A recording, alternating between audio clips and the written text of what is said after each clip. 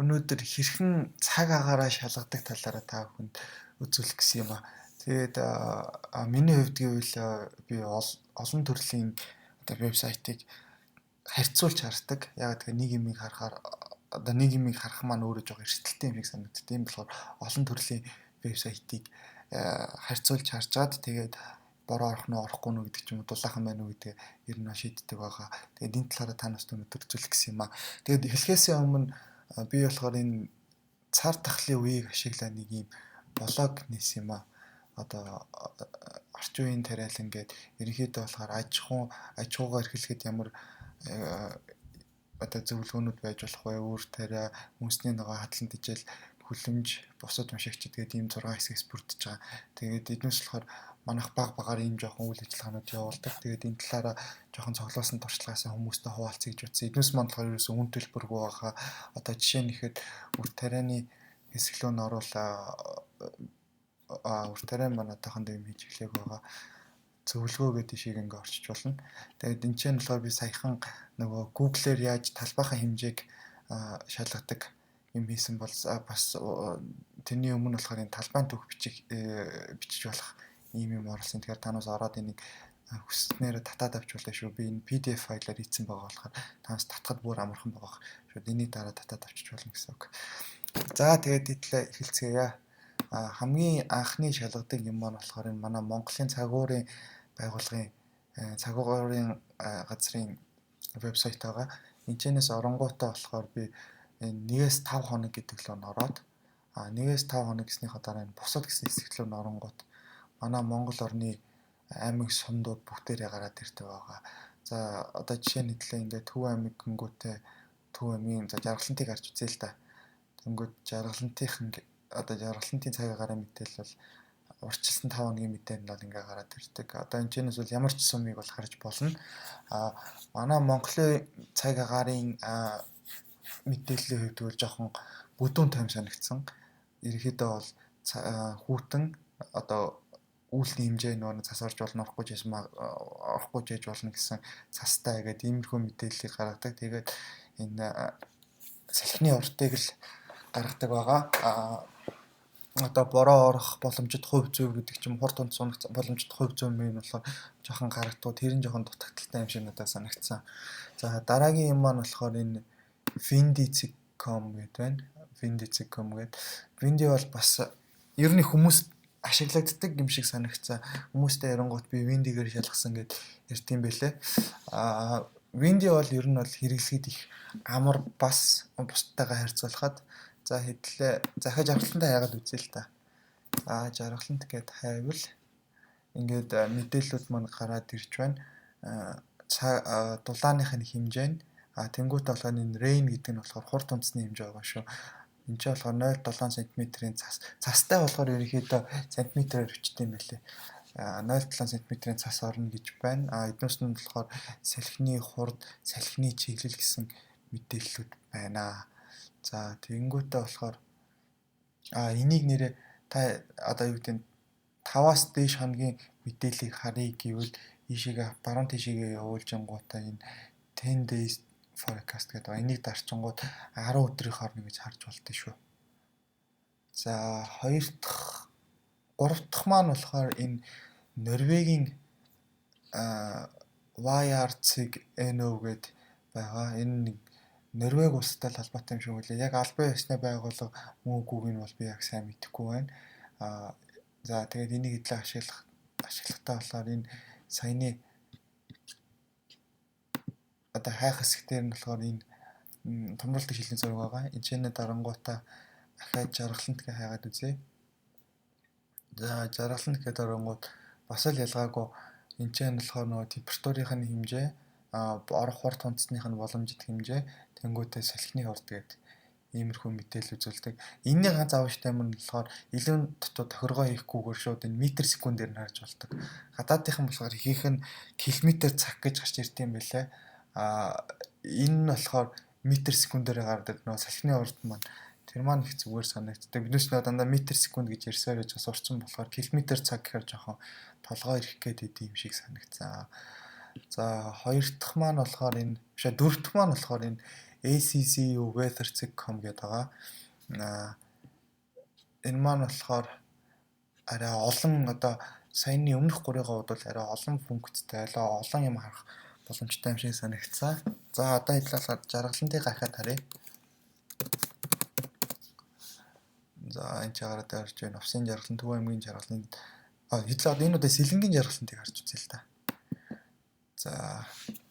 За ингээд ороод ирэнгүүт чинь болохоор дээдл дээр чинь ийм зэснүүд байгаа. Энэ нь болохоор hourly гэдэг нь болохоор цаг, daily гэдэг нь болохоор өдрөөр, радар гэдэг нь болохоор газрын зургийг харна гэсэн үг. Monthly гэдэг нь болохоор сараар гэсэн үг. За хэдлээ сараар нь орж харъя. Сараар нь орж харахаар ерөнхийдөө бол одоо энэ дээр харж байгаачлан энийг болохоор хэдлээ. За энэ чинь яаж усгадаг вэ? Сараар болохоор ерөнхийдөө бол яг Сэлэнгэд жоо үүлэрхэг байна л гэж харагдаж байгаа. Сэлэнгийн жаргаланд үүлэрхэг байна гэж болохоос хурд хундас орноо гэсэн нэг тиймэрхүү мэдээлэл харагдахгүй байна. За хэдлээ өдрөөр нь орж харж үзье да. Одоо ингээд оронгууд за энэ хувь маань өөр их чухал хувьнуудад амжиж санагддаг. Энэ маань болохоор бороо орох боломжит хувь, хурд хундас унах боломжит хувь гэсэн үг л дээ. Тэгэхээр одоо юу гэдэг дөрөвт өдөр болохоор 22% бороо орох боломжтой л гэдгсэн. Тэгэхээр ер нь бол энэ зүгээр ACCU Weather-ээс харахад бол нэг олон жилийн туршлагаар ярихад бол надад нэг юу санагдсан. 50-аас дээшээгээ нэг 60-70%-аас иргэдэд ихлүүл бороо орох магадлал нь арай илүү идэм удаа гэж бодогдсон. Тэгэхгүй 50 гэдэг чинь бол ерөөсөө орчиж магадгүй орохгүй шиж магадгүй гэсэн үг шүү дээ. Тэгэхээр нэг 60 тэгэл дээшээгээ 70 мал гэх тэгээд орох одоо зайдлаа ийшээ орж үзье. Тэнгүүд болохоор энэ нөгөө precipitation гэдэг нь болохоор яг өөрөө хурд хундас гэсэн үг л орчуулахаар тэнгүүд энэ ч нөгөө миллиметрээр гараад ирсэн байгаа гэсэн үг. Энэ цас болохоор борооч цас болохоор миллиметрээр цас болохоор сантиметрээр бороо болохоор миллиметрээр идэм билээ. Тэгээд энэ маань 44% мөртлөө 0 мм гэдгийгсэн байна. Тэгэхээр энэ маань баг орохгүй байх магадaltaй юм шиг надад санагдтыг. Гэхдээ газар их бол өөр үүдэг бах. За эцсийн зүйл маань болохоор энэ радар гэдэг юм байгаа. Энэ бас их чухал санагдсан. Радараар яг юу хардаг вэ гэхээр одоо иймэрхүү индексүүд байгаа. Энэ индексээрээ болохоор за хэдлээ нэг жоохон хаашлуулж. Тэнгүүтээ ингээ гүйлгээд харангуут одоо жишээ нь ихэд ийм бүдэг ийм өнгөтэй байвал цас, ийм ногоон өнгөтэй байвал бороо гэдэг ч юм уу. Тэгэхээр ерөнхийдөө ингээд үүл хаанасаа ирж гинэ гэдгийг харах боломжтой байдаг шүү. За эцсийн маань болохоор энэ Weather.com гэдэг байна. Энэ Weather.com гэдэг нь болохоор iPhone-тай хүмүүс бол их мэдэх байхаа та. Юу лөө iPhone-ы цаг агаар руу оронгууд одоо iPhone-ы цаг агаарын мэдээллийг яг татаж авахдаг их усүр нь болохоор энэ Weather.com гэж байд юм билээ. Тэгээд энэ маань болохоор бас ер нь саяны хамгийн сүүлд ашигласантай адилхан бас гайгүй мэдээлэл өгдөг юм шиг санагддаг. Ер нь бол яг манай нөхцөл байдалд бол манай бариадын нөхцөл байдалд бол энэ маань бол хамгийн сайн мэдээллийг өгдөг шүү. Энэ тэгээд энэ Windy 2 энэ ACCU нь болохоор жоохон алдаатай хүч гээд энэ маань болохоор бас дайжгүй мэдээлэл өгдөг. Гэхдээ борооныхоо хэмжээг арай ихтүүлж тавиад. Тэгээд одоо юу гэдгийг 10 гээд өчсөн мөртлөө цагаадлангууд 1 мм-ийн бороо ордог ч юм уу. Тиймэрхүү байдаг шүү. За тэгээд хэдлээ болохоор энэ ч одоо яг арай өөр юм хайж үзье л дээ. Цээл Төв аймаг гэж хайж үзье. За тэгээ ингээ оронгууд болохоор ингээд мэдээллүүд мөр гараад ирж байгаа. Би ерөнхийдөө түрүүн танаас хэлжсэн сараар хараад байх нэг хүсэл байдаг. Яагаад тэгэхээр хугацаанд сунах тусмаа мэдээлэл мөн жоохон хурдлаа алдаатай болох гэдэг. Тэгэхээр би 10 өдрөөр нь ороод харъя. За 10 өдрөөр нь ороод харахаар одоо бас ингээл мэдээлэлүүд нь байгаа. Энэ хэсэг маань болохоор нөгөө бороо орох боломжит хувь гэж байгаа. Энэ маань болохоор за түрүүн ярьжсэн. Энэ болохоор мил салхины хурд мил цаг мил гэдэг хэлсэн байгаа. Ингээд эднүс маань бол жоохон өөр болоод явцдаг.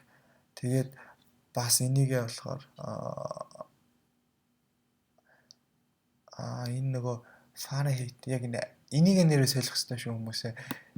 Одоо Америкууд болохоор нөгөө нэг Цельсийг хэрэглэхээсээ илүү Fahrenheit гэдэг нөгөө нэг өөр юутэй байдаг. Энийг Celsius руу шилжүүлчихье.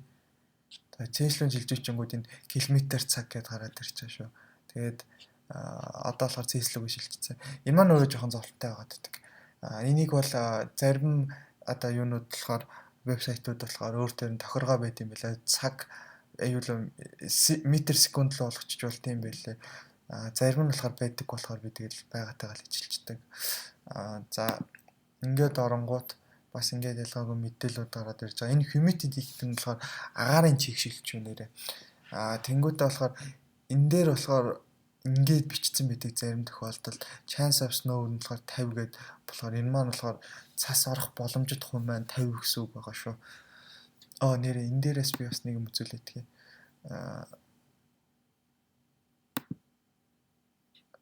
За ийшээгээ ороод манайхан энэ нэг үгийг сайн яагаад байгаа. Precipitation гэдэг маань болохоор хурд хундас. Тэгээд probability of precipitation гэдэг нь болохоор одоо хурд хундас орох боломжит хувь гэсэн үг шүү.